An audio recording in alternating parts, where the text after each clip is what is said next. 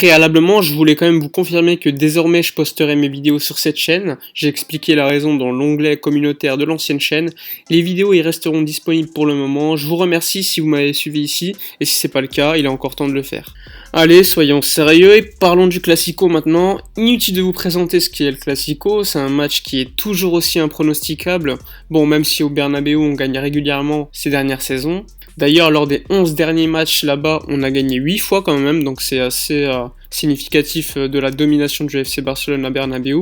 Après, c'est sûr que ce n'est pas un Classico type 2011 où on avait les deux meilleurs coachs du monde face à face, les deux meilleurs joueurs du monde face à face, mais bon, un Classico, ça reste un Classico. En plus de cela, il y aura le match en face Inter-Juventus et le derby entre Lyon et Saint-Etienne, et pourtant, je suis quasiment sûr que les personnes neutres regarderont le Classico quand même, parce que vas-y, le Classico, c'est un match à part, et quoi qu'on dise, c'est les deux équipes les plus dominantes de ces 20 dernières années dans le foot européen. On peut le dire, ce Classico est important pour le Barça et le Real Madrid, tous deux éliminés en coupe. Il reste donc que la Ligue des Champions et la Liga. En C1, on a vu quand même que le Real avait perdu contre City à la maison. D'ailleurs, j'ai l'impression que le Real Madrid est plus faible à domicile qu'à l'extérieur globalement. C'est d'ailleurs ce qui permet au Barça d'avoir 2 points d'avance aujourd'hui sur le Real en championnat avant le match, puisque le Real a perdu contre Levante à l'extérieur et à domicile a fait match nul contre le Celta Vigo ces 2 dernières semaines. Je suis allé voir curieusement les scores des 10 derniers Classicos et je suis allé voir sans surprise, le Barça a perdu que 2 fois. C'était en Supercoupe d'Espagne en 2017, le match aller et le match retour. Il y a eu également 3 matchs nuls et 5 victoires pour le Barça, dont des 5-1, 3-0 par 2 fois. Comme quoi, quand le Real Madrid est mal en point, on arrive quand même à les tuer, même si on n'affiche pas un niveau de dingue. Par contre, quand on est mal en point, ils peuvent nous battre, mais jamais nous mettre des déculottés, en tout cas pour le moment. Lors du match de la phase aller, il y a eu 0-0 au Camp Nou, mais c'était un match super décevant. On n'avait pas réussi à tenir le ballon, Madrid avait eu bien plus d'occasions que nous, c'était vraiment le pic Valverdismo, j'attends aujourd'hui. Donc autre chose à Bernabéu, on sait que le Real Madrid va se découvrir puisqu'ils doivent chercher la victoire, et c'est la meilleure chose pour le Barça. Messi en début de saison, il me semble, l'avait dit en interview, avant le Classico du match aller, quand le Real Madrid joue au Bernabéu, il se découvre bien plus et permet donc au Barça d'être plus dominant et d'être tueur en contre. Surtout que là, dans la semaine, on a vu un duel entre Pep Guardiola et Zinedine Zidane, et l'équipe de Pep, elle est sortie vainqueur de ce match. Et Quique Setién a donc un modèle à suivre, puisque l'équipe de Quique Setién veut ressembler quand même au City de Guardiola. On a d'ailleurs appris que Quique Setién et son adjoint Eder Sarabia étaient au Bernabéu ce mercredi pour le match Real Madrid-Manchester City, et qu'ils sont ensuite allés à l'hôtel des joueurs de Manchester City pour parler avec Pep Guardiola jusqu'à tardivement dans la nuit. Donc c'est le moment pour tuer entre guillemets le Real Madrid, qui en cas de défaite se verrait distancé à 5,5 points du Barça, oui 5,5, parce qu'en cas d'égalité au classement, la différence se fera aux confrontations directes entre le FC Barcelone et le Real Madrid en Liga cette saison, et si le Barça gagne, on aura en plus des 5 points d'avance l'avantage des confrontations directes. Donc moi personnellement, je dis 5,5 points d'avance. Après, en cas de victoire, rien ne sera terminé, surtout que le calendrier est ouf pour le Barça, il y a un déplacement à Séville, à Vigo, à Villarreal, la réception de Bilbao, de l'Atlético, etc., etc. Bref, il y a encore beaucoup de chemin à faire pour la Liga. Après, si le Barça perd, rien ne sera fait, mais bon, une victoire permettrait quand même d'avoir une avance confortable. Si on regarde les derniers matchs et les derniers résultats des deux équipes, on peut pas dire que le Real Madrid soit impressionnant, défaite à Manchester City, le match nul contre Celta Vigo, la défaite contre Levante. Et on peut pas dire qu'au niveau du jeu ça soit fou, on a quand même l'impression que le Real Madrid a vraiment des forces au niveau des centres et des corners, mais sinon globalement dans le jeu je trouve pas ça ouf. Côté Barça, il y a du mieux dans le jeu, mais on peut pas dire que ce soit fou, même si les résultats sont globalement bons ces derniers temps. Côté absence pour le Classico, côté Real Madrid, Mariano Diaz, Asensio et Eden Hazard seront absents pour cause de blessure.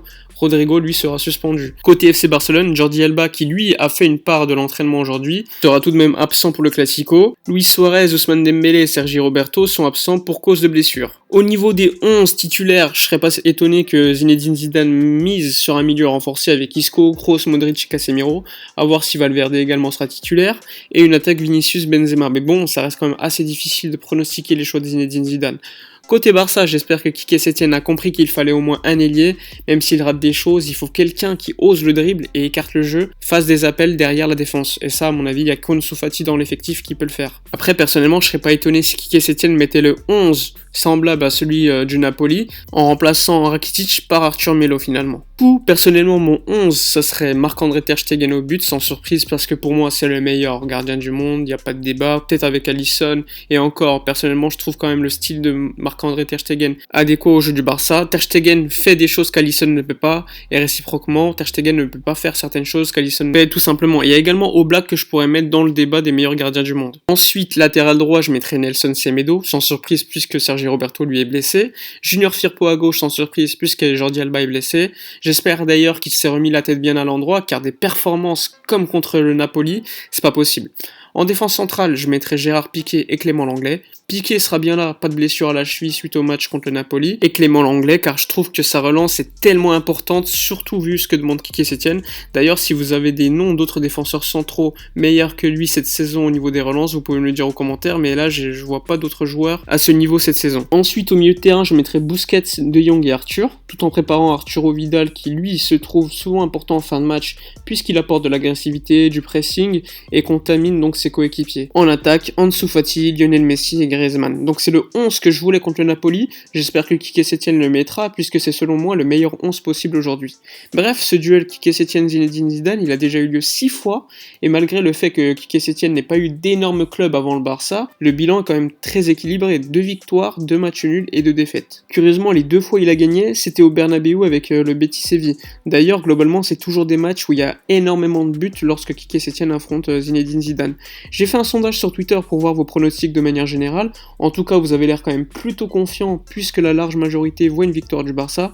Moi, après, c'est peut-être plus un souhait qu'un pronostic, puisque comme je vous l'ai dit, un classico, c'est impronosticable. On peut y avoir un carton rouge au début de match, à la fin du match, au milieu du match, il peut y avoir 3-4 buts, 5 buts. Franchement, c'est impronosticable. Il y a tellement de joueurs qui individuellement peuvent faire la différence. Pour moi, c'est impronosticable. Bref, on va terminer la vidéo avec de l'actualité, tout simplement, puisqu'il y a quand même certaines choses qui sont sorties dans les journaux catalans et espagnols. Hier, la Cadena Ser a annoncé que le FC Barcelone se penchait déjà depuis cette semaine sur le remplacement de Luis Suarez, et le choix idéal pour remplacer Suarez sur le long et moyen terme, c'est Lautaro Martinez, le joueur de l'Inter Milan. Autre information, c'est sorti par El Mundo, donc un journal très respecté en Espagne, qui annonce que Neymar a une nouvelle fois porté plainte contre le FC Barcelone pour l'histoire de la prime signature de sa prolongation de contrat en 2016, et il réclamerait cette fois 6,5 millions d'euros au FC Barcelone. Autre information, ça concerne un hommage pour Ronaldinho, qui aura lieu le mercredi 19 août au Camp Nou. Donc le Barça prépare un match de légende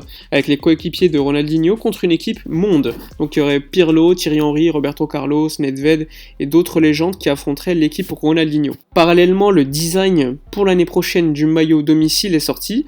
Et personnellement, je sais pas vous, mais moi il me plaît énormément. D'ailleurs, il ressemble énormément au maillot de 2010-2011 lorsqu'on avait gagné la Ligue des Champions contre Manchester United à Wembley. Bref, c'est la fin de la vidéo. Dites-moi en commentaire votre pronostic du match, le 11 que vous aimeriez voir également. N'hésitez pas également à vous abonner à cette nouvelle chaîne YouTube. Je vous ai expliqué pourquoi dans l'onglet communautaire de l'ancienne chaîne YouTube, pourquoi je changeais de compte. N'oubliez pas également à liker la vidéo, à la partager. Je vous remercie par avance. Soyez sûr que c'est un peu chiant de recommencer une autre chaîne YouTube, mais comme je vous l'ai dit, j'y étais quasiment obligé et franchement je fais ça par passion, donc ça me dérange pas. Bref, je vous dis à bientôt, on se retrouvera probablement pour l'après-match, en espérant évidemment une victoire du Barça au Classico. D'ici là, portez-vous bien.